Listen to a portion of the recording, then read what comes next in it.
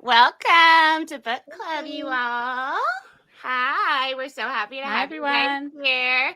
We're going to let everyone get settled. I am going to welcome our guest, Katherine, first. I am your host, Vanessa. This is my co-host on this side because we're mirrored, Alicia. Hey, everybody. We're the Degraded Daughters of Dianetics, and we're welcoming everybody in. Thank you, Aaron, for sending some people over here from his stream. Love that we're all working together. It's so awesome. And this is our lovely author of The Bad Cadet, Katherine Spallino. And we want to give her a very warm welcome with our brand new outro and show you. You girls watch out for those DBs. We are the DBs, mister.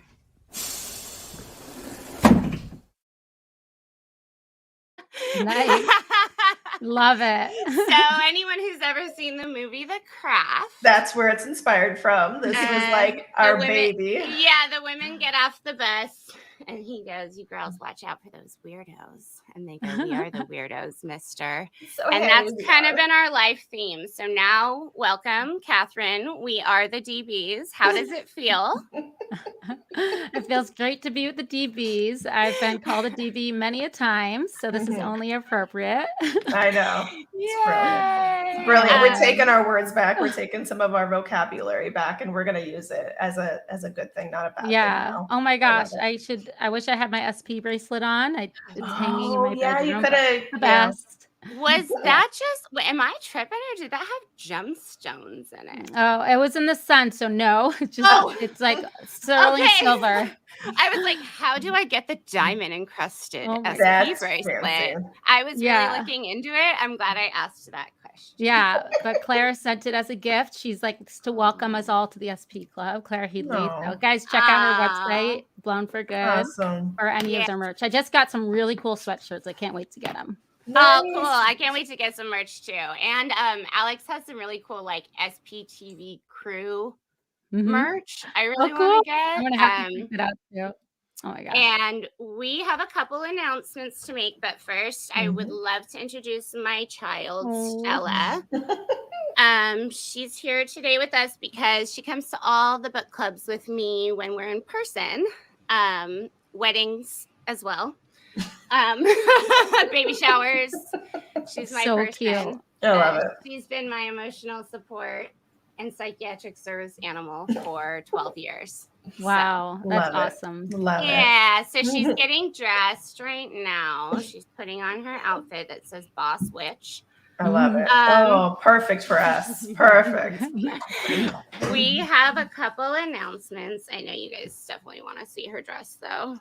Yes, so great. Beautiful. You too, of course. Yes. She's the leader today. She's in charge. My special angel. So we have a couple announcements before we get started on our super fun book club because we can't wait to talk about the book. I've been bursting. I have so many notes. So a couple announcements. One, safety stalking announcement. I have been targeted as fair game recently. I have had some awesome support from the community and everybody on SPTV and all my friends in the real world. And I have incredible people posted everywhere I go as my security guards. So I'm never alone. And everybody who contributed to my safety fund, thank you so much. We got a lot of new cameras and everything, so I'm able to monitor what's going on, and let me tell y'all, it's not cool. So I'm pretty much being harassed daily. It's hard to not tell. I can tell because I've been dealing with normal men my whole life trying to come up and talk or whatever. This is different.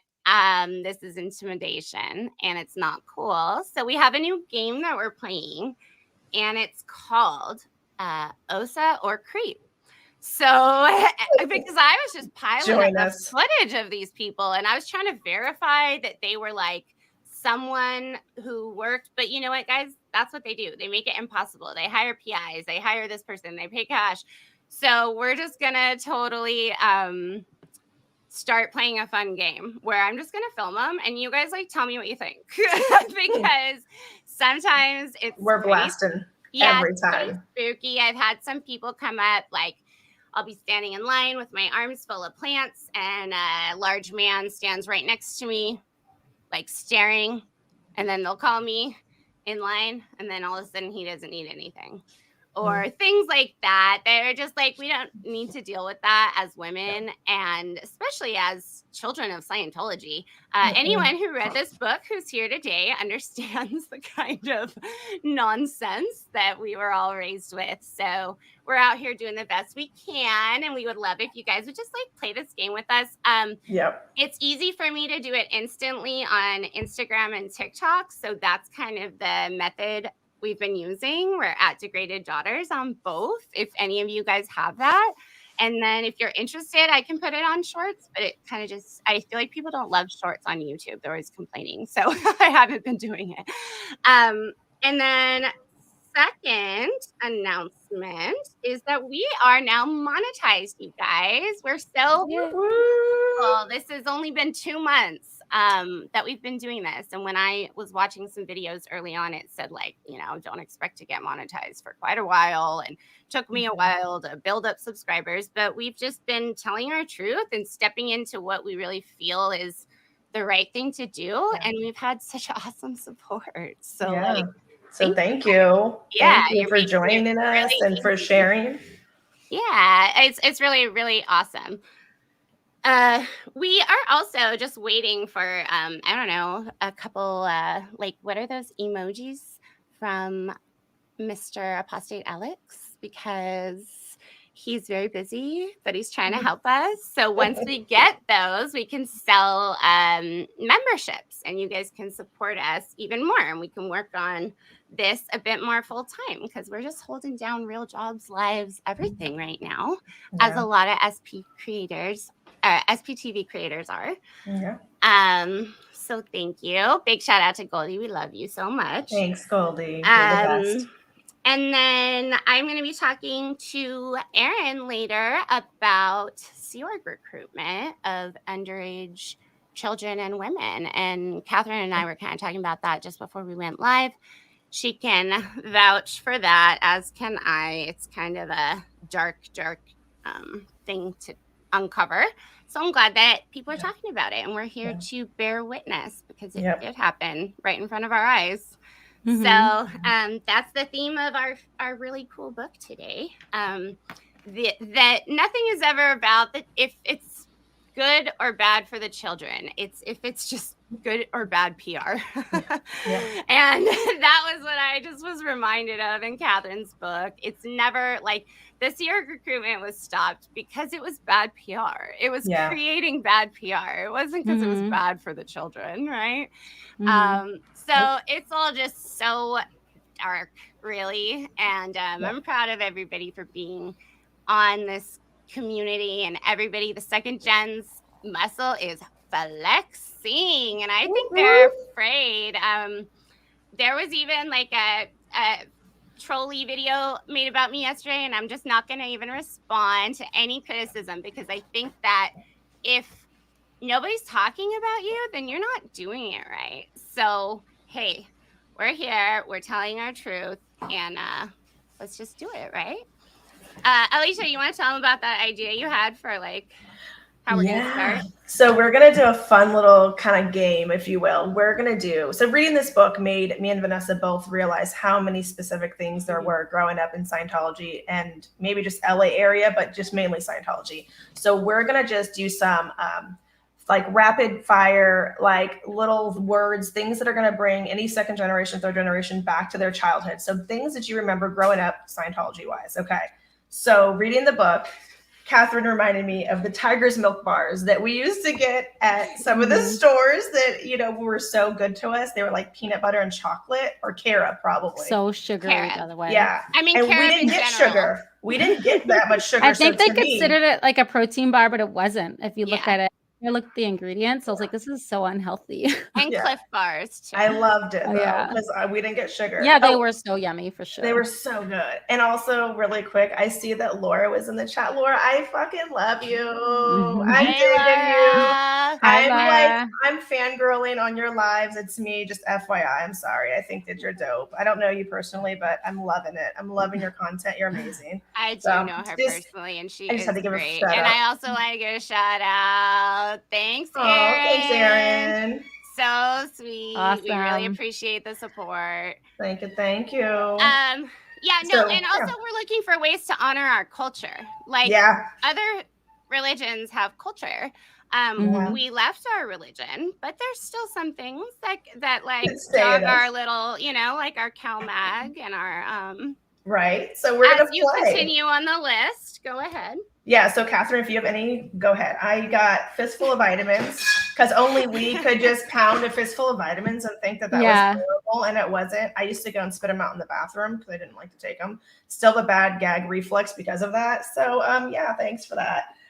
Touch assist, if you got those. Gross, weird. Nervousness. Creepy nervousness. Yeah, I actually love the nervousness because you do the 2 fingers down the You thought it was like a massage, or like gentle. And I was like, just stay there. Don't make me turn around. The turnaround part was so annoying. Yeah, I was like, just rub my arms, rub my legs. I used to give them away at the beach, and people were like, let's go to the Scientology massage tent. I was like, oh my god, that's so creepy. I'm a child. But anyway, continue on our list. So I have Hanson soda, because if you were growing up, you probably didn't get to drink real soda, but we had Hanson sodas, and we could get them from a few places.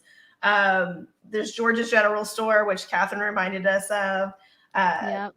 Dr. Dink, who was most of our doctors. If you're in the LA area, that was our pediatrician. Shaw Health Center. Shaw Health Center, right. So those were like Angels Medical Center. Did you guys ever go there? Yeah. That place was not nice. It was very dirty. Yes. That's where they took the ranchers for like their. They would vaccinate us or vaccinate. You know where else they put people? Planned Parenthood on Vermont. Oh gosh, yeah. So, So Laura, Catherine, shout out if to you have you. any. I see her.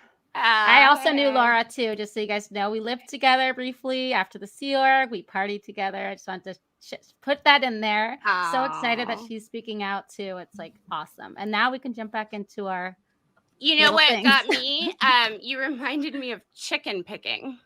Like, chicken why picking, were we always chicken picking? Like, my parents paid a lot of money to send us to private Scientology schools. And you spent a lot of your day doing that. We spent time white gloving and chicken picking. The floor for tiny pieces of trash. We did it all the time. I don't know what the obsession was. It's weird that it was that word, chicken picking. I don't think that's a normal word. I don't think it is either. Can people in the chat tell us if you've ever heard of chicken picking aside from us? Also, Chinese school, you talked about that in the book. Can we, because I think people don't realize sometimes that, we were taught by a very racist person, our primary vocabulary, right? So unless you take the time, and it takes a long time to really learn the English language correctly, to deprogram those words, those concepts, and then relearn certain things, it gets really confusing sometimes, and we have to ask questions. That's why Aaron has his tagline, what do I know? I grew up in a cult, right? So and also he was very homophobic too. It's very sad. And my brother's I gay, cried so at that part in your book, for sure. What about Chinese school? Is that a thing for real? Because you mentioned it in your book, and I didn't even Google it. But I'm pretty sure that's they did in China. That's how they indoctrinate people. You just have them repeating stuff over and over and chant, and your brain can start to just go in a trance almost if you do it over and over. Yeah. Well, I posted on our stories today that the whole hip hip, I'm going to hip hooray extra hard because I wasn't paying attention. And I was like, for anybody who hasn't read the book yet, which I hope everybody has, but I know some people maybe haven't, we welcomed them anyway. We used to every day, multiple times a day, have this man's photo on the wall in every room. Not creepy at all. And at the end of our musters, we would say, hip hip hooray. And I would silently rebel and like not say it. But like you were like, I wasn't paying attention. I'm gonna hip hooray extra harder to make up for it, to make up for my overt. I love that it's like making up for your sins in a way. You know what I mean? Like it's our own version of like, oh, we Goldie says she's never heard of Chinese schools, so okay. Well, it's in China. I mean, or like in Asian countries, I think. But like, it's not a normal thing not in America. No. Yeah. Anything else on your list, Alicia? No, that was my small list. But if you guys want to add anything, please feel free. I have like the fact that you listed so many specific books: Boxcar Twins, Babysitter's Club, Goosebumps, Sweet Valley High, 17 magazine. Because for me, I had to also like immerse in books, literature, magazines to understand the outside culture. And I watched a lot of TV, Beverly Hills 90210, trying to learn like, what is the outside world like? Because I knew that this wasn't right. It's so interesting. Yeah. So you had that same viewpoint I had. Completely. Obviously we read all the in same different books. worlds. But it's funny because Goldie emailed me that question too. She was like, I was surprised that you got that you were able to read outside books. And I'm like, like luckily, because some cults actually don't let you really do limit information that comes in, and they say that stuff is all trash. And they did limit some stuff, but like you were able to read regular books, and that was but I went to the library and snuffed them. My mom saw what I was reading about a depressed teen, and she was not okay with it. Or bulimia, she was not okay with it. I think there was less supervision at the pack ranch than I mean, it's evident in the book when I say like stuff is happening in the staff musters when it's only cadets and thing, and there's no adult there. So like books that we had a library, and I would just go. Books would just be donated in boxes, and then nobody would go through them, and I would go climb in the boxes and pull out books and hide during course time and read. Like when I was supposed to go to the bathroom. So I was like always just doing that. Like that was my favorite thing to do in the world was to read. Well, I saw what you said that like Ant Ranch wasn't even allowed. And Laura said that too. They weren't even allowed to watch TV. Like they were even stricter than you guys. Has anyone from the Ant Ranch spoken out? Well, Laura has, and then Jenna Miscavige, of course. Oh, yeah. But other than that, I don't know if anyone's public from the Ant Ranch. I know Ant Ranchers who are out of the Sea Org, out of Scientology, who have read my book and love it. And so we love quite a few actually. So that's good. Yeah. Yay. We want to also encourage everyone, throw your questions in the chat. We can start them as we go. We'll try and moderate and conversate at the exact same time. If you have any burning desires, please do. One other thing I want to tell you that just you triggered my memory. You guys at the shrine. So this was why the dichotomy of Scientology was so bizarre. We were always in these most beautiful buildings with like celebrities and like the most lavish things. But also then, Catherine's talking about the cockroaches at the Ant Ranch and like, it's just cockroaches. I was like, oh yeah, I grew up in the Shangri Lodge across the street from Celebrity Center in Hollywood.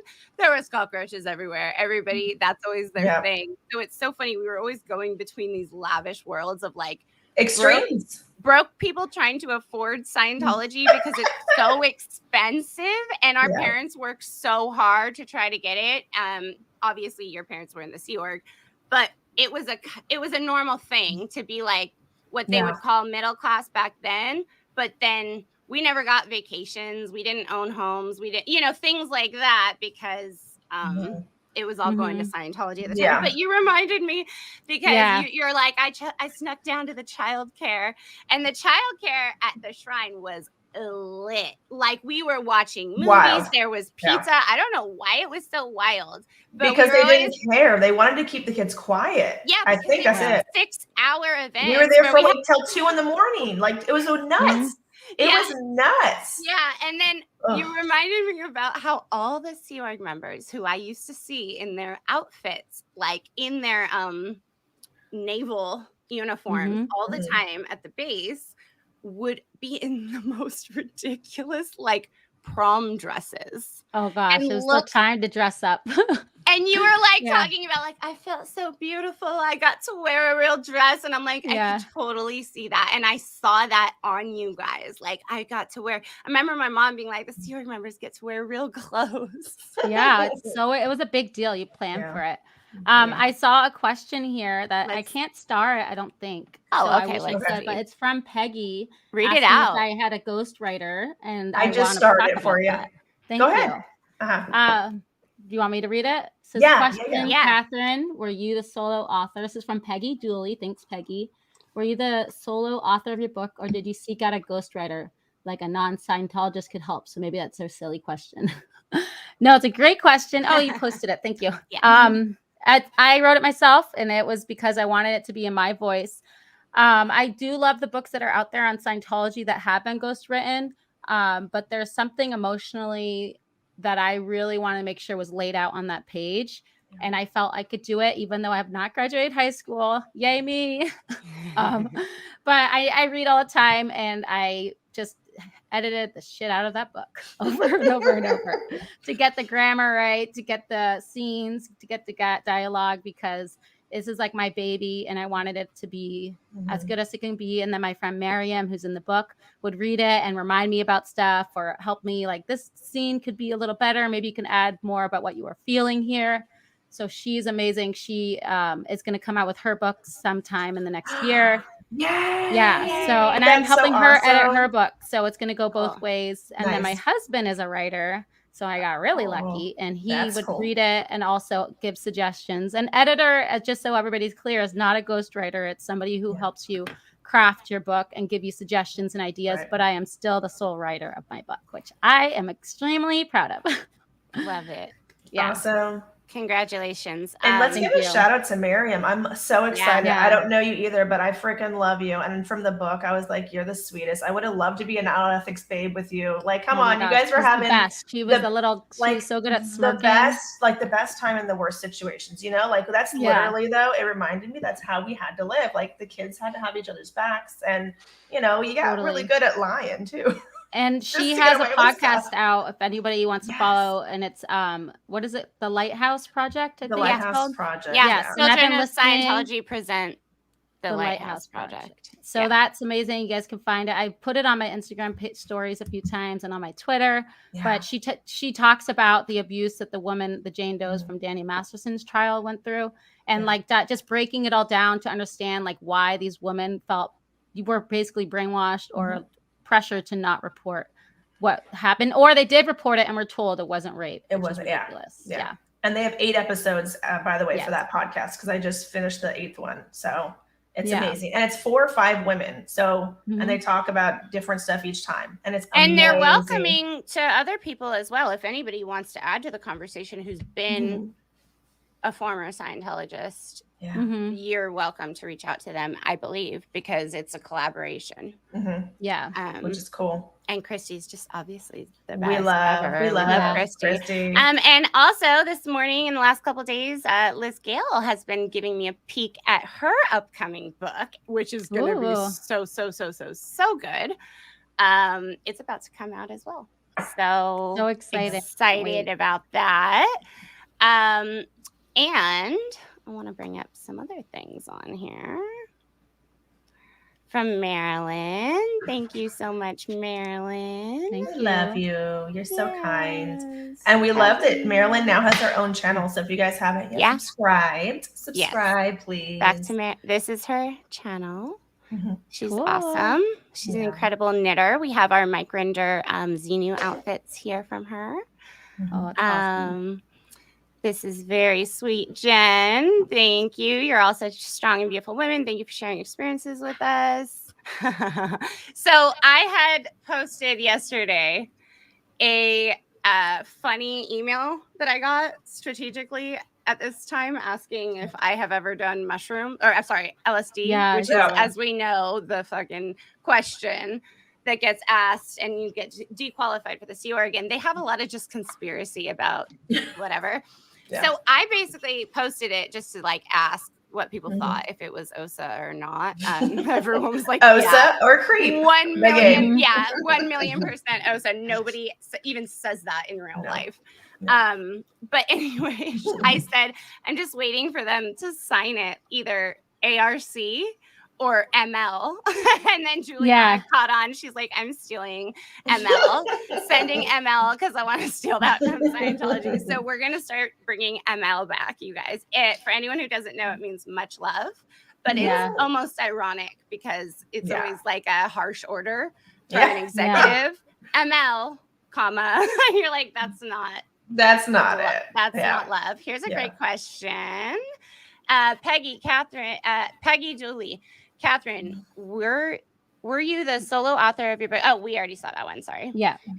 This is hilarious. Chicken picking sounds like a drug deal or a Too Short song. Yeah. Oh my gosh, and we love what's one of our theme songs? Too Short, Blow the Whistle. That's one of our theme songs for all of us. 100%. And Catherine, by the way, until I read your book, I still thought you were Black. Because there's so many, there's not any Black people in Scientology, and they always said that you and your brother were Black.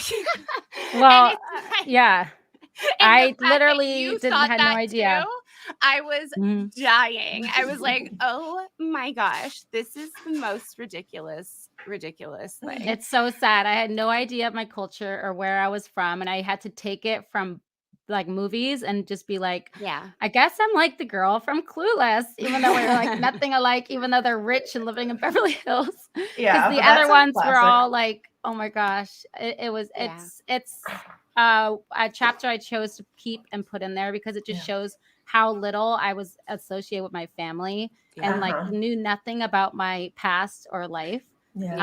So, and then like, my brother being called Monkey, I'm like, was that and unintentionally racist? I don't know, but that's something that for sure. Everybody loves him, but it's like you look like a monkey. Like that's literally if now we know that's horrible fact that it's like in the past that's what they would call Black people and brown people. So I don't think the kids we all grew up together with were aware of that, but the adults should have been aware of that, you know? This ignorance ignorance. Adults not catching or caring.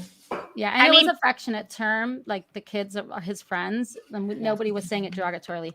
But it's looking now at what I know and what I know of history. I'm like, oh yikes! Well, I would not let somebody call my kid. You never called him that. You said in the book you never called him that. I didn't, but it was just because he was Jason to me, you know. But it's Jason in the book. But who's a very sweet person. He's very hilarious.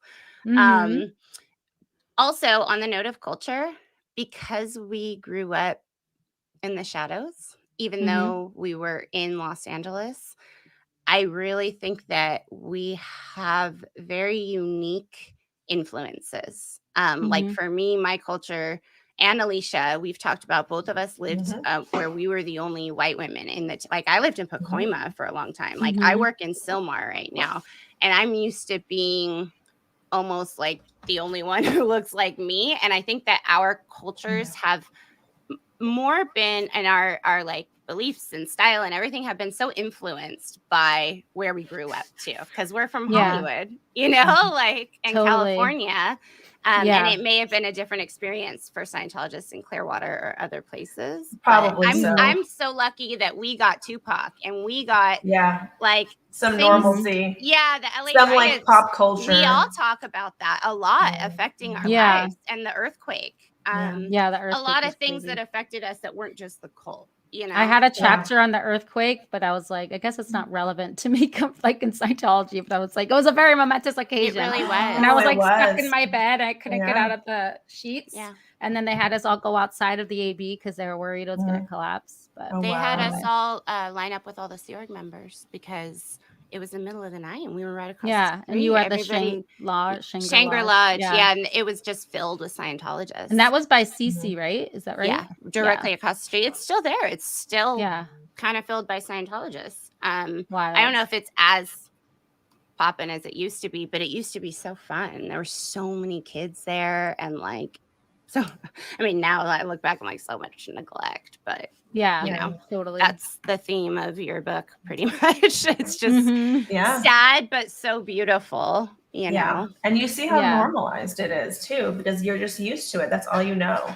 I was reading it. I'm like, you're never around your parents. Like, you don't even see them. You don't live with them. And every time you think you're going to get close, nope, they go somewhere else. And no, just so sad.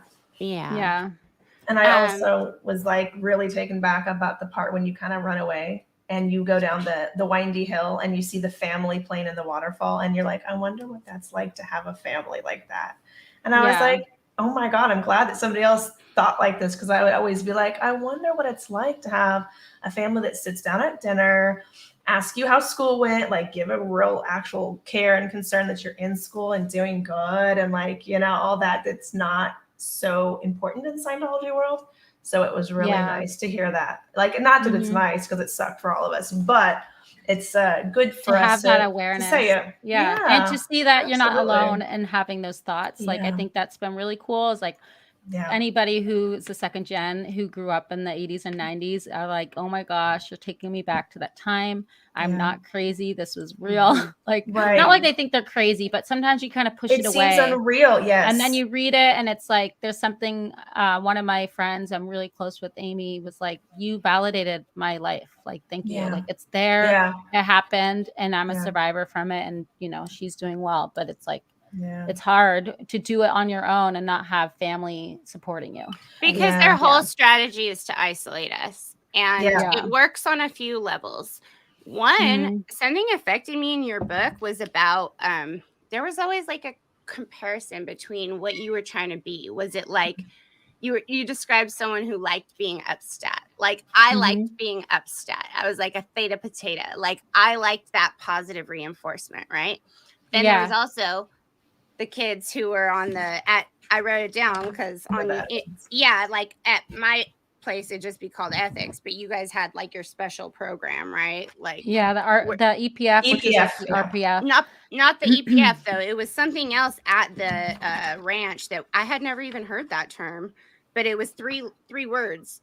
But anyway, the fact that it was like them having the you're talking about the ECG. I get it. Ethics Correction Group. Yes. Correct. Yeah. They isolated you. Then they put you in a position as a child where you were like not even allowed to speak to your friends. I know. That's where they get you. Okay. That's so disturbing. And then your basic needs are not being met. You are constantly talking about you're not having shoes. You know? So sad. But the dichotomy I'm thinking of is like between the kids who are on that program and then or ethics particles, or the kids who were really theta and like killing it in life, right? And unfortunately, those who decided that was cool, like they're still there, are serving their billion-year contract because they needed that positive reinforcement. And to them, that was what they wanted to be. They took that call to be an auditor seriously, and you tried to. I felt like I always did a very good job, because what you're up against is not just the real world. You're up against your subconscious, because Scientology kids can be bullies. Like they're raised by kind of bullies. So Scientology kids are bullying each other. We had to talk a lot about like, we don't care we love the X community, but not everybody's speaking out. And there's a lot of opinions that we know are there that not everybody is voicing. And you do have to like deal with that kind of judgment or whatever. So then when you get the outside support, you're like, oh, it's more than just like these people I grew up with who might have had different experiences or think that we're stupid for speaking out, or why can't they just move on because they don't want to talk about it, right? So like that balance too between the golden children who did well as auditors and then the ethics kids, I always went really back and forth, and it sounds like you kind of did too. And it was a hard place to live, like wanting to be good, but knowing it was cool and almost better for us to like J&D. Like we used to like, which is joking and degrading. It's completely against the law. But we used to have a joke in our teens. Like I used to call my friend who's like my brother, I'd be like, you're an SSP. Like you're a super suppressive person. Yeah. And he's like, you're such a fucking J&D-er. Oh gosh. Like we would just make ranch humor is the same. Yeah. And then he could go talk to my mom and be like the most theta boy you've ever met and be like, put on the show. How's course? Like that reference. And I'm like, oh, what a win. I'm sure you're having so many wins. She would be like, I love him. You should marry him. I'm like, this is absurd. Like this whole thing. And then so you're describing it, you're putting it out there. It's a gift to all of us because we walked it. Yeah. It reminds us we're not crazy, right? Yeah. Well, we probably are a little nuts from everything. But and I love that you talked about how the kids would beat the crap out of each other. And they would just be like brawling because that was so on par for especially the boarding schools. Which when I tell people when I was in Mojave, like I would offer to fight these boys constantly, like almost daily. People would be like, what? Why would you fight a boy? And I'm like, because I was the only girl at the portion that I was at. And they would always start something because everyone was angsty, right? Everyone was kind of mad and angry and everyone expressed it differently. And I think many of us, the ones especially that were there longer term, they are used to or were used to being kind of dumped off at any daycare, any boarding school, anything, because their parents were so busy with Scientology, they couldn't be bothered with raising their kids because that wasn't on par with saving the planet. So everybody was angsty and so mean. And on top of being a teenager, which is hard enough. Yeah, I was saying because you already have like the normal stuff. Because when I was 14, hormones and stuff. And you don't have a good, sane, like adult presence there to just be like, hey, if you're having a bad day, it's okay, but let's like keep it here. Like let's not go and make it for and to be like to have somebody to go and talk to. Like I never had that, and it was like I had it a little bit with my brother because he's my brother. I knew he wouldn't write reports on me, but it's like to not have a point of love from somebody. I'm like that is so sad to me. Like my kids, even like when they're having a full tantrum meltdown, I always say, hey, I love you so much, but this behavior is unacceptable. And I want and they're like, I'm like, I know you're upset though, but you can't call names. I'm here for you. I can hug you. And then if I start to get angry because they keep going, and I know we're just going nowhere, I'm like, okay, I'm going to walk away now because this isn't working. But when you're ready, I'm here. And there's always, they know no matter what, my mom loves me. And like, and you're there. Not to never have those type of conversations and to always just be told you're an evil person. Get on purpose. Just like that. Like I do something so small, like skip source night, which is in the book when I don't go to the night when I'm supposed to go to source because I want to go make out with my boyfriend. It's like priority. Obviously. And I get put on the ethics correction group and separated from my friends. Don't get to eat meals with anybody. We have to eat the leftovers. If there's no leftover food, you eat PB&J. You're in this crappy trailer, which it was like April, so kind of cold all the time. You had like a space heater. And it's like you feel like a total reject. But meanwhile, I'm never like I'm like, what I circle back to is there's something wrong with me. I'm not happy and I can't be what they want. So maybe I should just leave. It's not like I want to, and I also want to leave because it's fun out there. But at 10, 11, when I'm first put on the ECG, I think I was like 12. I was 12. My instinct is to leave because I'm not going to be good enough. And like I write a letter and I send it to Mr. Fionica and he totally manipulates it and just is like, you're such a good writer. He's like, how about this? How about I take you off the ECG and you could go join your friends again? And then it's like, oh, maybe I don't want to leave actually. And it's like, that's how they kept me there, you know? And it's like there's so many opportunities where I almost leave and then that man picked you up. Like, okay, that scene. That was so powerful because you escaped. Like you knew, like, I gotta go walk and see my mom. The whole thing is so sad because you're just trying to see your mom. It's tragic. It's really tragic. And she hasn't been out there for 7 months. And now then I write a CSW and it gets disapproved by another cadet who's only 2 years older than me. He's like, no, you're too out ethics. He has control to tell me I can't see my parents. And my mom is like, I'm not able to see my mom. And it's been like months. And I'm just like, I'm pissed, but I just have to accept it. There's nothing I could do. It's like, but when he picks you up and asks you the question, they're treating you all right in there, right? Yeah. And you said, because you didn't want your mom and dad to get in trouble. Yeah. And that is when you were running away, when you were when the guy to go see your mom. When the man had I'm talking about when Mr. Fionica like pick me up or that No. I When that you was actually that was a had lot your too. chance to escape, Yeah. and you're Yeah. in the car with this random man who is like, "How about I just bring you back?" And then he asks you, Yeah, and I like, have to "You're lie because okay?" I'm like, yeah. Yeah, and I remember that too. Like, it's always about making sure the press doesn't find out about The this. PR Like, how does it look you from know, PR? like, and you know that you would have gotten in trouble for saying no. And this is what infuriates me, because in regular school, public school, maybe there's going to be a social worker that's going to catch. I'm gonna check it out. You Yeah. don't have shoes that fit. You're not coming to school with brushed hair. You don't have this. And then people can look into it. There's safeguards in society for abuse, but not here. And it's still like this. And it's really ridiculous. And we're taught to not say stuff too. And I love that you put that you ran away. I thought about running away when I was in Mojave, and I had the same thoughts. I was like, okay, I can actually feasibly run away because there's not really much security and we're in the middle of the desert. So I can see all the way across the highway, but there's nothing there. So my thought was, okay, let me see what people's schedule is. I was the only girl in my trailer in my dorm. So I was lucky in that because I could sneak out easy.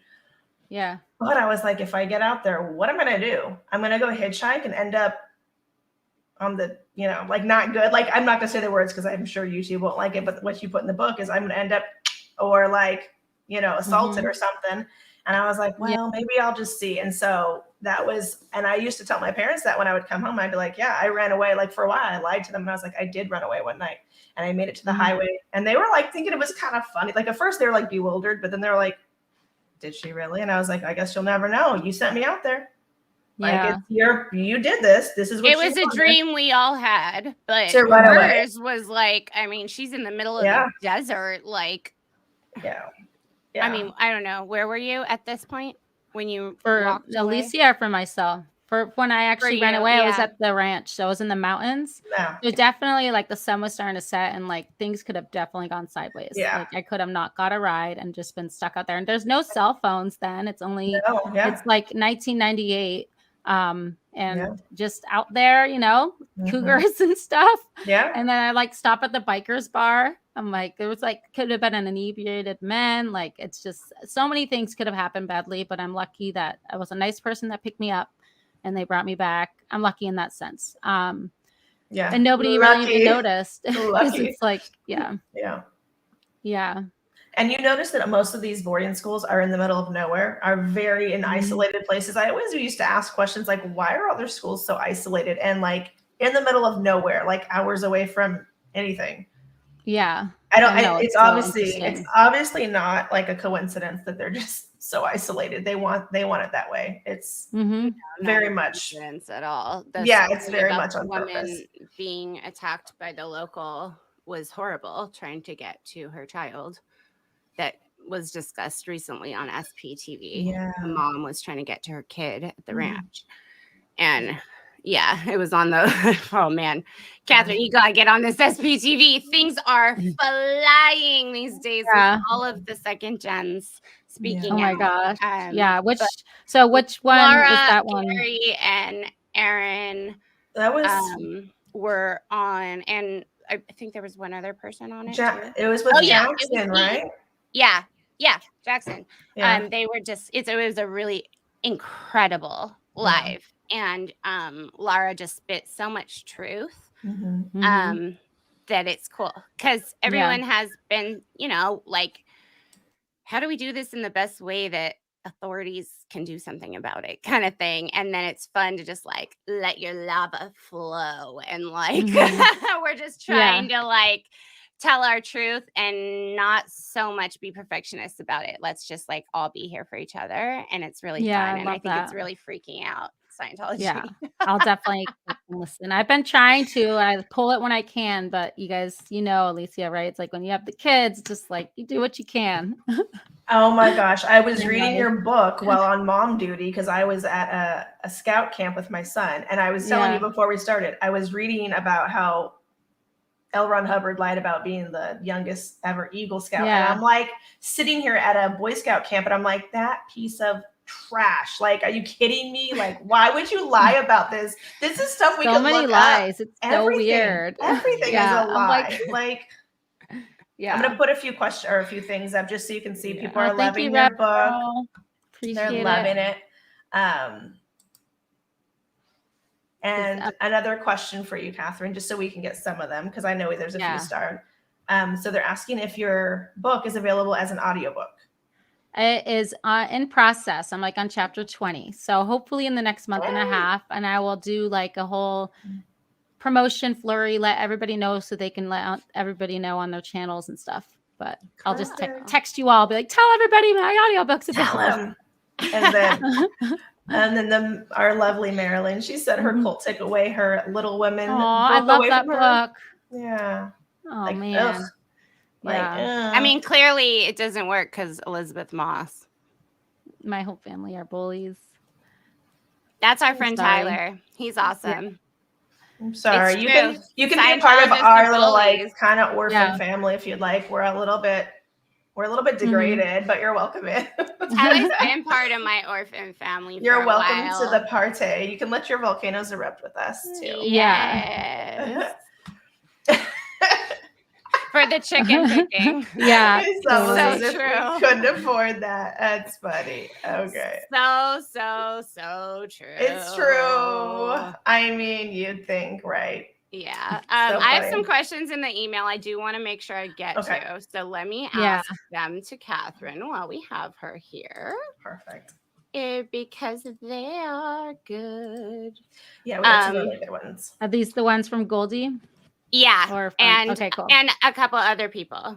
I have them all together. Hit me. Ready. And I'm keeping an eye on the chat in case anybody wants to send questions or super chats or whatever. So someone said that I might have mentioned something about this to you before. This is from Goldie. Being a teenager is somewhat of a universal experience in that nearly all of us suffer from horrible self-esteem, self-doubt during these years. I don't know if it might help you to know that most of us, especially females, also looked into the mirror and thought, I knew I was ugly. Very true, Katherine. Wanted to mention that. Sometimes it's helpful to know that almost all of us tortured ourselves this way. Myself, I wouldn't relive those years between 12 and 17 again for all the money or love in the world. And I completely agree. Those were horrible years. They're rough. Further past that even were horrible years, right? But I wanted to tell you, too, that your hair kept coming up. And I have hair that you can also not run your fingers through. Me too. Yeah. I went to beauty school because of it to learn how to deal with it myself. And sometimes I do it and sometimes I don't. And sometimes I let nature do its thing. And there's all sorts of movements about hair professionalism, like about natural hair being okay in the workplace. And it is stressful sometimes to feel like you have to plan an hour and a half ahead to blow dry your hair so that you're presentable at work. And people of color deal with this way more than we do. But I wanted to tell you that my mother always went to Sea Org bases where we were in LA and did Sea Org members haircuts for free. And not for free, for a discounted rate, because it would be out exchange to do for free. So they got their small amount of money, right? But they, on their libs, had to get their grooming done or they'd get in trouble. And my mom understood that. And she's been a hairdresser my whole life. And so I would always accompany her and be in these random rooms. And she would be like cranking out 30 Sea Org haircuts because they needed the help on Sundays, you know? Yeah, totally. So beauty is the whole thing. I used to ask her, why does your job make sense? Like, because I know there's references about grooming, but if we're all just Thetans, like, why does the outside even matter? Yeah, totally. Yeah, and I think the hair thing was just like, because I was with a lot of white kids, and I have hair that's coarse from being Puerto Rican. So I never knew what to do with it. And I just always had it up. I still do it. Easy fix. Went to the gym this morning. Put it up in a bun. Looks great. I love it. Look great. But if I want to look cool, I'll put it down. It definitely adds some vibes. Yeah, it's beautiful. I just braid it. So I'm over it. Like, it's not something I think about now. You're embracing. A lot of girls go through that. Yeah. Like, you're told in the media, like, how to look, how to be. And then also, I think there was nobody who was telling me the fact that I was 5 and 6 and 7, like, thinking I was ugly is sad. I don't know if that's normal for a 5 and 6-year-old to think that. I think normal middle school, high school, but I was like, and actually by high school I was starting to think I was attractive. So luckily things changed. But it was just sad that I look at that, and I think that because I had no affirmation from anybody, and I wasn't picked for gold shoots, I would never get picked. It was always the cute white, blue-eyed, green-eyed, blonde, straight haired that was picked. And I was like, don't they know anything about diversity? Just now they do. Have you noticed? They're like, I haven't watched any. We have, I mean, everything. They're like, oh, we have many colored members. You're like, sure you do, buddy. Yeah, like, and we did have a couple color, like there was a couple Mexican families at the ranch, and one half black, half white family, which I mentioned in the book. Yeah, but it's not a lot. So that's how it was at Mojave too. I will just say, I dated the only like half black guy there. I dated him to get kicked out. Sorry, Alex. I don't know if you're my first crush was the only half black guy in Los Angeles that I knew that was a Scientologist. But we are having a friend on of color who's going to be sharing her story about what it felt like to be in a family where they knew you as the black Scientologist. So that'll be really cool. That will be, oh my gosh, I gotta listen to that. Yeah. We will definitely keep you all posted. I also wanted to mention, because this was a question, and it has to do with your social security number. So because I was born at home silently, I also had different, I've had issues with my name, my social security, my birth certificate. Was your name incorrect or something? Yeah. That I've had so many cadet friends who've had their names. They saw their birth certificate after they left because everything was given to them, and their names were spelled wrong from what they know. Yeah, like, my name is legally different than my parents because they go what you put on the birth certificate, and so whatever happened there's a different name. So I found that out, and I had to change it with Social Security. So the fact that whole part about you not getting paid, first of all, children shouldn't be doing any kind of I never got back pay either. For those wondering, I was so bummed that you had to buy your own shampoo and conditioner as a kid. I'm sitting here like, what? And like, I didn't get paid. And what? It's like so unfair. Yeah. Well, but you shouldn't even be like, you shouldn't even be in that position where you're making money. Sure. Like, so that's a basic need that any parent should be covering. Shampoo and conditioner, soap, body wash. That's like very basic. So it is really sad that that wasn't covered. It's sad because they think that they're so advanced, and they're not. I'm putting another thing up because we were just talking about this. So I knew it was Michelle says, but believe the opposite for a long time during the teens. The teen years can be rough. Hard. Yeah, I don't know how I started to gain confidence in my teens. It was like the opposite. I think I got boobs, to be honest, but it's a horrible thing to say. I also got harassed more too, to be fair. Like both. Did you get in trouble for being like out too deep because you had it? Yeah, I was so flirty. Yeah, I was loud my whole life, but once I got boobs and was still like. Same. It was all of a sudden I was a big flirt and a big slut. Like they would call me that. And like, I know there's so I was much like, I don't even have a boyfriend. Like, I don't go out too deep. Where is this coming from? Even if you did, like, come on, no, it's so weird. It's just because you had boobs. It's not okay. No, it's literally at Mojave. Me and my normal friend, I won't say her name because I don't know if she wants to be on here, but she had much bigger than I did. But we were like the pretty girls for a while, because a lot of the other girls had already aged out or graduated or whatever. And then when she left, it was just me, and I was like, oh, like, then it was like and I was like, you're my fun friend. Like, we were doing normal stuff together. Like, we had well, when Christina you talk Aguilera in the book about CD somebody, you talk about someone showing that you can actually trust, Catherine. I think that's what Alicia's hitting on, is that there's only certain actual people good friend you can actually trust. Like, and they wouldn't write you up. Or I mean, sometimes they even did. Like, we were out ethics babes together. Like, it was great. We snuck out at night too. I love that you put that you snuck out. We snuck out at Mojave. Yeah, we because stuck for out and normal looked at the kids, stars. just stuck in a weird environment. Yeah. And that's like what I was trying to, I mean, You're it's finding literally your joy. just what I remember. It's how it went down. And it's like, I was a teenager in a cult trying to raise me to be a future robot Seerg member. And I couldn't do it. And it was just part of my nature. I was like, this is more fun. I want to go out to the burn with my boyfriend. Or I want to go do this. And it's like, and thank God I just have a personality and cannot be controlled. Yeah. And I did not stay in the Sea Org long. Like I'm worried about the people who are still there, aren't you? Oh I mean, there's friends who signed at 14 and they're still there. And I'm like, how is that? Like, we've lived our whole lives. I know. It's really sad. My sister, I love her so much. And I'm like, she would have been a great mom. She would have had so much fun being in the real world. And she's 42 now. No, I'm turning 40 or 38. So she's turning 44. It's like, there goes your life. But I'll still be here if she ever comes out. But it's like, it sucks. I'm just like, ugh. Yeah. You just hope that maybe one day they'll wake up. But it's also like, I know I have no control over that, but it sucks all the same. Sure. Because you're hopeful. Your parents not talk to you, Alicia? I never asked you that. My mom's dead. So sorry. No, it's okay. I mean, she didn't want to get treatment for stuff. So, yeah, it was a shit time, but. Oh, okay. I remember now you were talking about that. It's kind of weird, but so she's been deceased almost 2 years. July will be 2 years. And then I don't really speak to my father, but. Okay. Is he a Scientologist or no? Oh, yeah.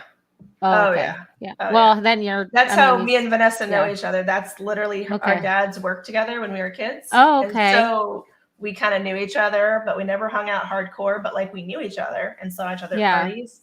They're together in Clearwater now. Yeah. Oh, wow. I'm sure they're like crap talking their kids like these horrible babies of ours. But I feel like on the same breath though, maybe it'll be a wake up call. I don't know. Yeah, I don't think so. I bet you they don't even talk about it to each other. They just ignore it. Like that's like they can't. When you talk about it, it makes it more real. And it's already got to be cognitive dissonance to literally put out your children. So when you talk about it, it probably becomes more real. So they just act like it didn't happen. Oh, they no longer in their lives. I think so. I didn't even get an official declare, or like I didn't get an official disconnection. They still are on my Facebook. Like they're still friends with me on Facebook, which I think is even more asinine. Because I'm like, okay, Dad, like your current wife, is the first person that blocked me on Facebook. So can eat shit. Yeah. Like you can pretend. You can pretend, but like that was the first person that was like blocked me, and I was like, okay, buddy. Congrats to you.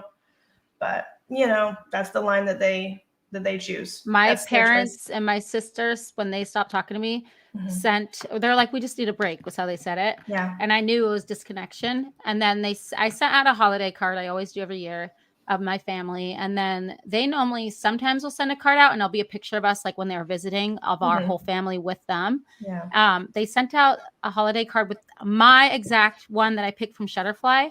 But it's just my mom, my dad, and my sister, and nobody else. That's horrible. And then my cousin, I didn't get the card. My cousin sends me a pic. She's like, or she goes, oh, I love the card from your sister, from your family. I'm like, wait, I didn't get it. Could you send me a picture? She sends me a picture. She goes, oh, you guys are twinning.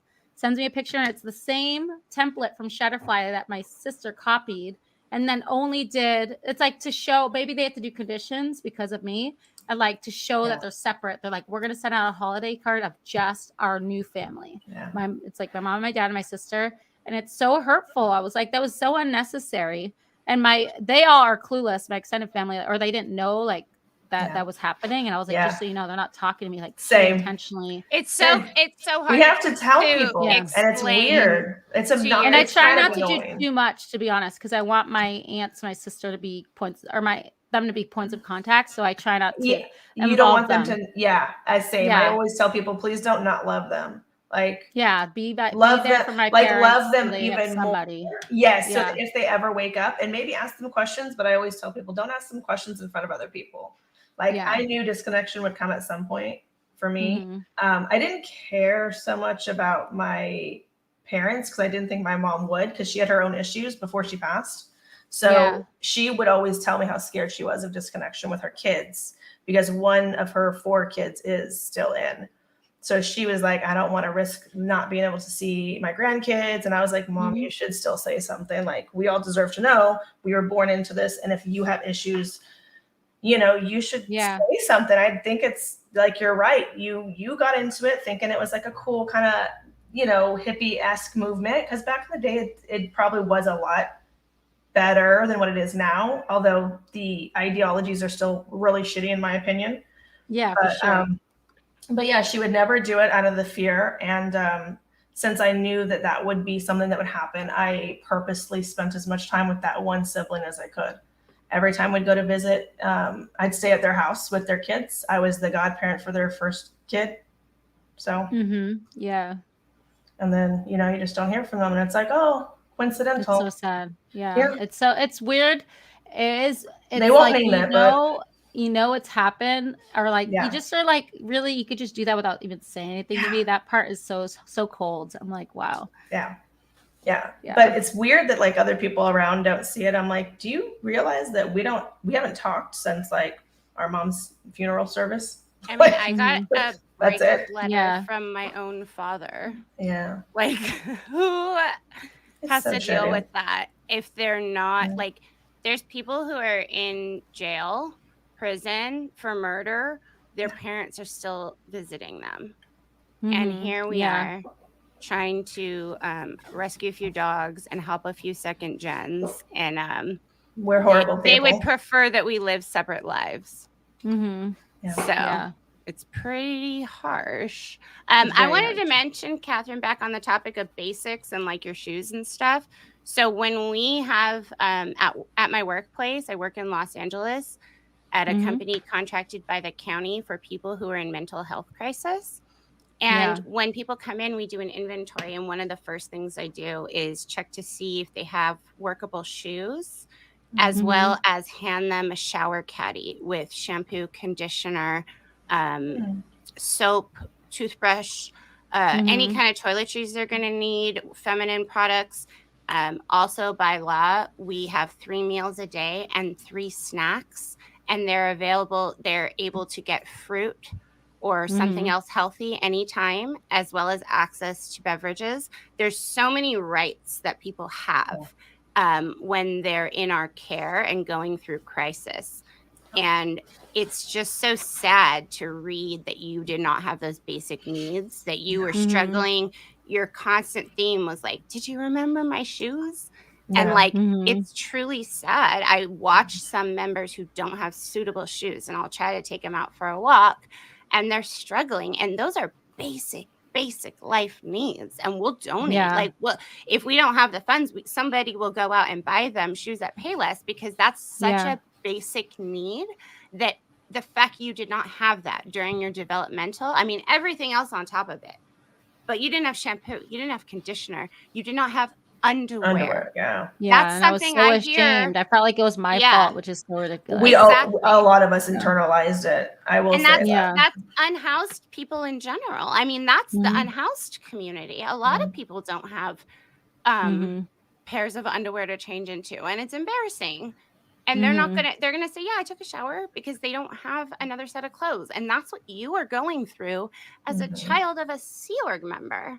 That is not okay at all. So legally, that something should have happened there. I'm sorry that you went through that. Yeah. And speaking of, someone had said the whole birthday inconsistency matter was so interesting. And it was sad. It was sad that your mom could like hardly ever make it. And it was just so like, I'm sorry, I can't make it for your birthday. No, did you feel that you lost a year when she told you it was you so were 10 devastating. I thought I was very upset to find out I was turning 10 instead of 9. I was like, what the heck? And I thought I was one of the youngest of my friends group. Now I was like one of the oldest. I was like, and it was very upsetting. And the crazy thing is, I've talked to other cadets, and I found out that they also, the same thing with their names, like birthday and years, that they get the same thing. It's just, we're so unimportant that they did not remember these dates or times. It's just like they're put to work right away, right after they have a baby, and like they don't get to have that moment of like knowing this is my baby. I don't know, something happened where they like don't remember these dates that are so important. And like all of us were given, a lot of us, not all of us, were given false information. And it's, something Somebody that happened. texted me a comment for you because apparently it's not able to post, but Okay.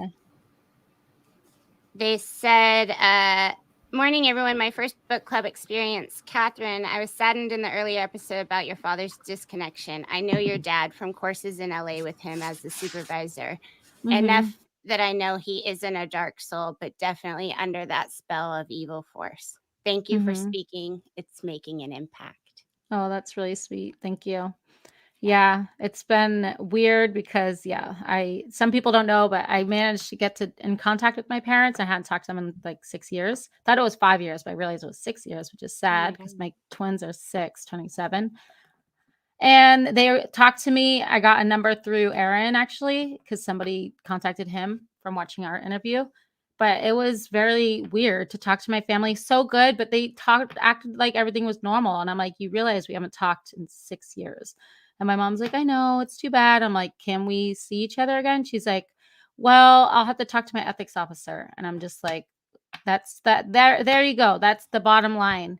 Why does your ethics officer have control of your family? And I didn't say that part, but that's like, I'm like, but mom, like people can disagree about things and not be on the same page, like politics, religion, and still have dinner together and still have a good time and be in each other's lives. And she's like, I know, but she's like, well, are you still connected to Miriam? And that's the original reason why they disconnected, because Miriam was on Leah Remini's show, The Aftermath. And I'm just like, yeah, but who cares? Like we could still be together. And then I was like, I guess, and then I told her about my book because if she was going to talk to the MEA about me, they were definitely going to be doing a Google search. So didn't want her to hear it from them. And she wasn't thrilled about it. But I left it with, I love you. My door's always open. I don't know like what's going to happen to them. And it's the saddest thing. I'm like, that you're missing the prime time of your grandkids. And like, I still love my mom like dearly. Like there was something, and it's in the book. When I hugged her, I did get that love connection. So to my dad, I know a lot of people liked him at the org. I didn't know him well, and he was a nice guy, but there's something about my mom that I'm like, so I do miss her dearly. And my sister, I just feel bad for her. I'm like, I just know that they're trying to do what they think is right and saving the world. And we've lived many lives. But it doesn't matter if you lose part of your family, if you've had so many families. But it's like, no, this is our family now. And you're not actually. Then the clearing the world part is just. Catherine, the thing is that I went through a couple disconnections with my parents before it was final. And I was able to hear reflections on the disconnection the first time. Yeah. And disconnection doesn't work for anybody. Your mom is suffering not being in part of your life as well as your grandchildren's life, as is your father, I'm sure. But this is what really gets me so badly is that my mom's suffering, your mom's suffering. The fact that maybe they're not vocal about it. Okay. But, there was an admittance she had to go pay for a lot of auditing to get handled on the grief from disconnecting from her child. Yeah. Because that's normal in Scientology, right? And that auditing is just going to be indoctrination. More. And that's what has happened to close both off of their my mind. parents. Yeah. That's So why it's not helping anybody. It's a waste of our life. They believe that there's other lifetimes and this is just one. So what's the big deal? But the truth is you're her child and she's missing this. She doesn't get it back. I feel bad for her. I'm proud of you for doing it alone. But can I read a chapter from my book? Yes. Just along that note, like this like encapsulates how they make family so unimportant. Yeah. So I'm talking to my mom. I'm telling her I'm leaving the Sea Org. Everybody knows I left the Sea Org. Not a spoiler, because I'm out right now.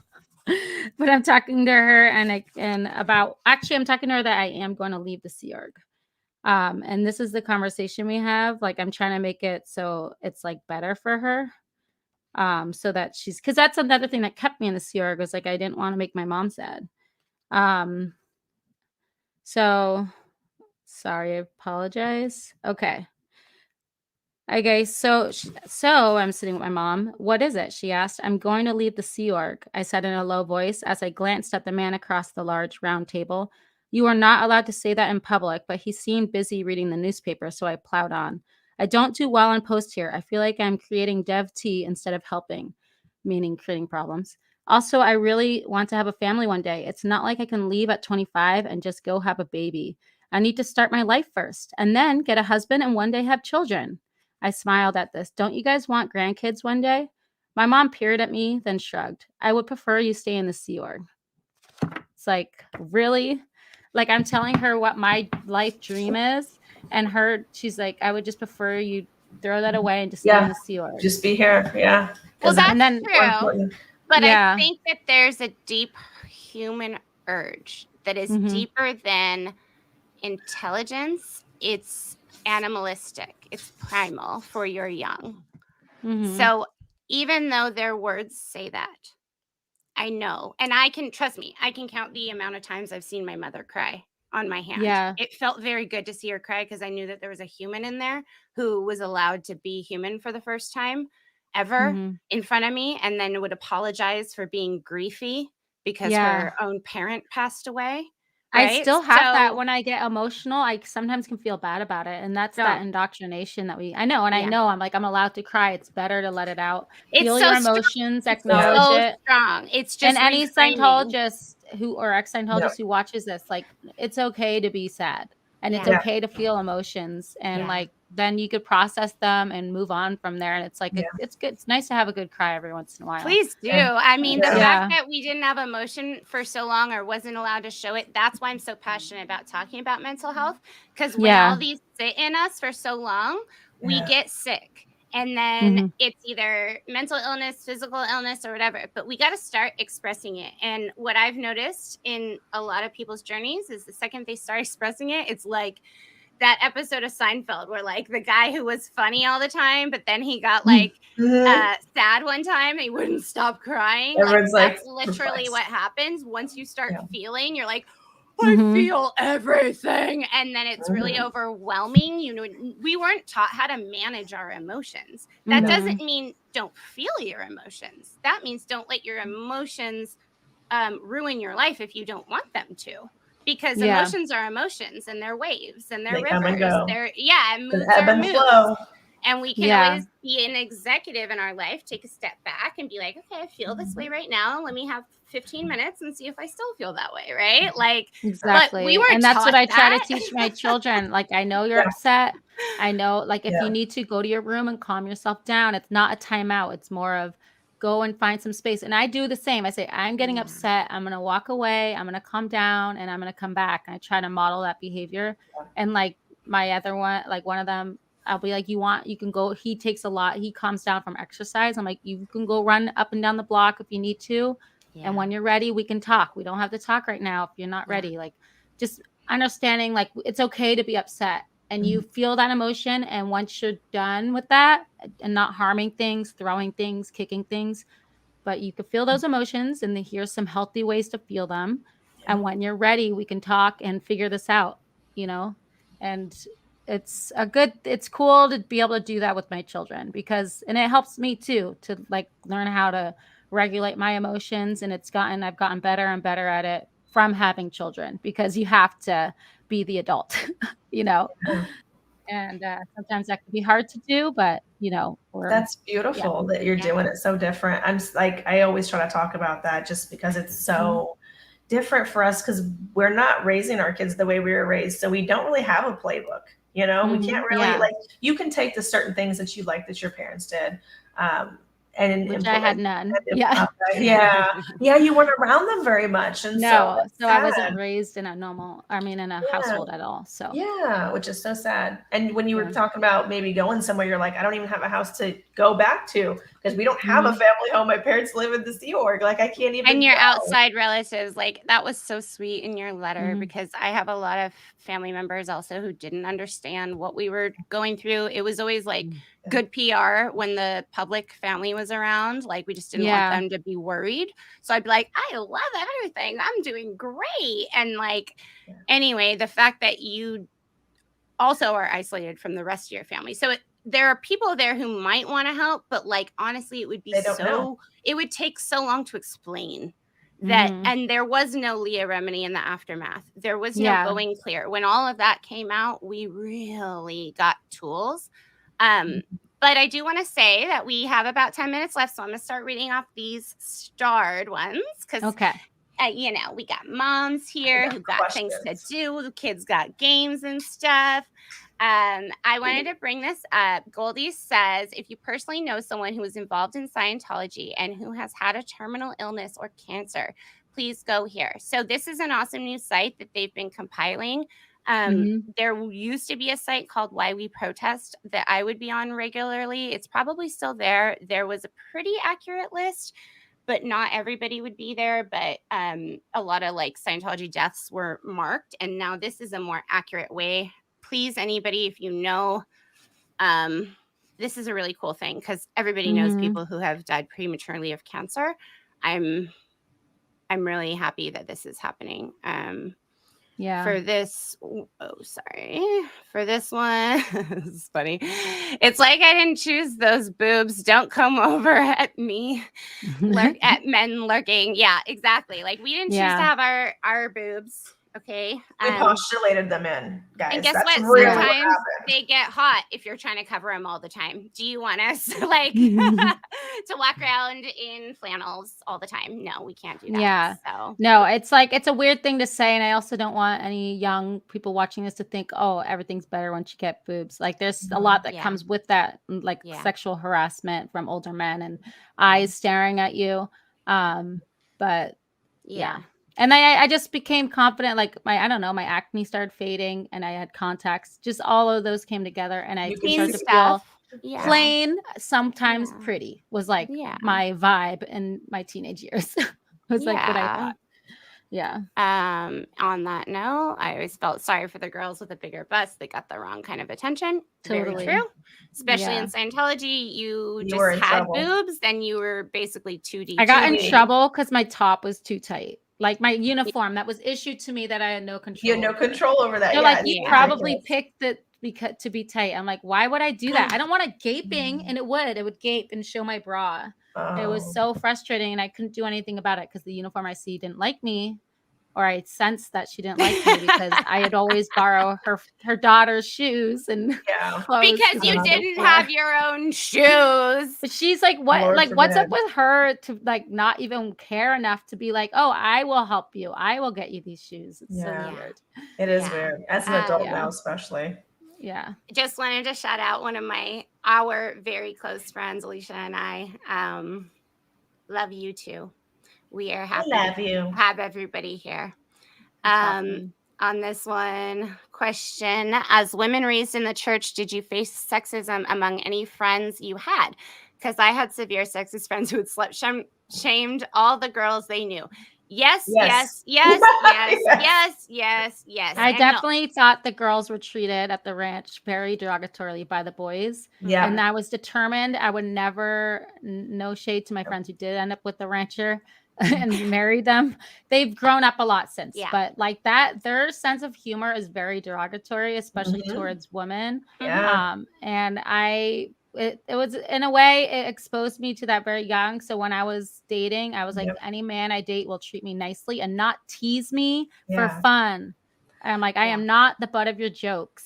Did that not make you want to go and find like the most amazing man? Because you saw and my like, husband how horrible. is the sweetest man in the world. Ditto. I found a really nice guy. I love that. And he's a normal. He was a never in, right? He was never in Scientology, super educated and hot. Just kidding. No, you don't have to take that out. Keep it in. Catherine. Me and my best friend when I knew Catherine, and we cannot wait to do another episode talking about our, bad antics in Hollywood as teenagers. Yes. Who shouldn't have been out at bars and things. Underage partying, too many DUIs. But to answer this question too, we as cult members, you are kind of afraid of the outside world, even if you're public. So we were public, we were with people, but we were always with other Scientologists because we actually only trusted other Scientologists. Yeah. And so me and my good friend, we were always around like 10 guys at all times. And a lot of times they're way older than us. They were like 25, 26, 27. Well, sometimes they were our age too. You remember the Hollywood Undead guys. And yeah. so they're pretty intense, right? Yeah, totally. So we felt safest with our guy friends. And so it was always like 2 chicks and like 10 to 15 dudes who were essentially raised by parents teaching them to be sociopaths. If you follow L. Ron Hubbard's references, like about not having emotion, not having human reaction, right? So there was a lot that we realized when we met people who were not Scientologists about how other people treat people. And we didn't, gosh, it's eye-opening. It's and not always like a joke about making fun of each other, you know? Yeah, totally. So that was like very real. And then this was a good one. Sorry, this is the one I wanted to have you guys answer for sure. What would you guys say to current generation Scientologists who've been made aware of a lot of the challenges that your generation went through, but their response is, oh, but it's a lot better now? My mom did that a lot, and it drove me up the wall. Well, it's not better because they're still disconnecting. So if the church always has control of who you can be friends with and who's in your family life, big, huge motherfucking red flag. That's an abusive huge. relationship. And the fact that they think it's normal is not okay. It's not better, and they're disconnecting all the time. That's the biggest red flag right away. And then also the fact that they can't read or look at anything. If somebody controls your communication, that's a cult. They should not be able to tell you what to look at and what to see. So those would be like my first 2 responses, like right off the bat.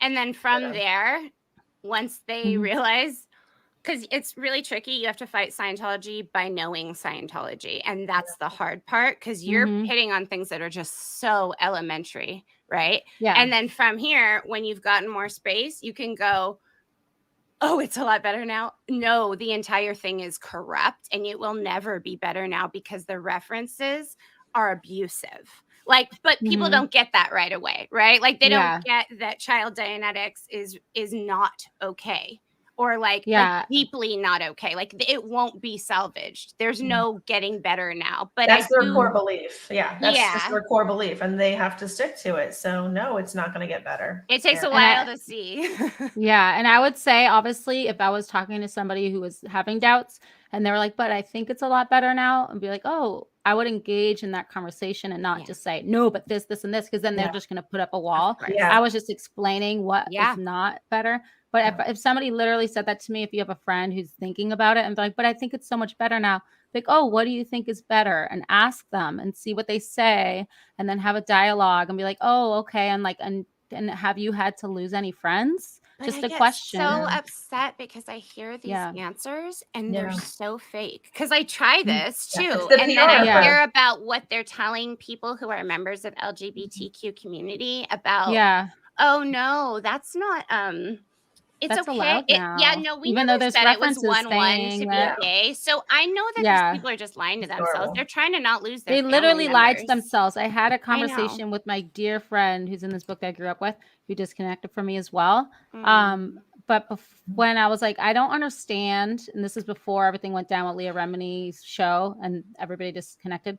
I was trying to have a real conversation. I'm like, don't you remember the policy or like that saying that gay people are 1.1?